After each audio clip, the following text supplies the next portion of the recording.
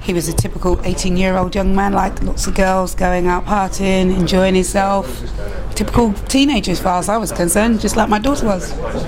So, from the mother side of things, considering he wasn't my son, but he was my boy, that's how I describe him. He was lazy. He kept his room dirty like a typical teenager did. He was a teenager. What more can you say about a teenager? He wasn't the best teenager, but he was a teenager. It's been an emotional time for family, friends and the whole Reading community, and at the end of the day I'm glad justice has been done. As we've seen, there's no winners or losers, and I just want everyone to know this. Everyone who's carrying knives, I want this to stop, because it's not getting no one nowhere, and I think people need to realise from now that it's not getting no one nowhere. So I'm just glad that it's come to an end. He was a forgiveful person within his own right, you know, so I believe that if he hadn't have passed away through this, he would have forgiven him anyway.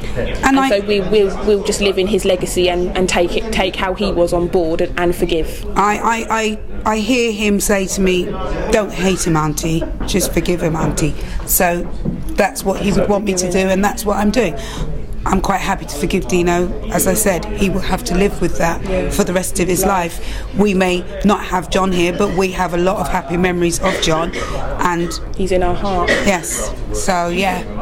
The message is, if you carry a knife, then if you are apprehended at any time, if you're carrying a knife or using a knife, then the sentence ultimately will reflect that. The courts are treating it very, very seriously, as you can imagine. It's a very emotive subject, and people are getting injured and sadly on this occasion killed when knives are used.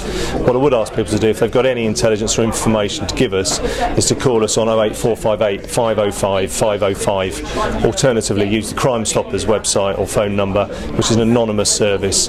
The more we can do to remove knives from the streets, the better, clearly. He was becoming an ambassador for knife crime. He'd actually made a DVD about knife crime and the impacts on knife crime and the severity it can do to people and what the outcome was. So that's something we would like to sort of take forward on his behalf and finish, and also help in any way we can to contribute our efforts in helping and supporting anything with regards to knife crime, because I as a mother would not like any mother or father to feel the way I felt in the last 6 months. I do not wish that on anybody.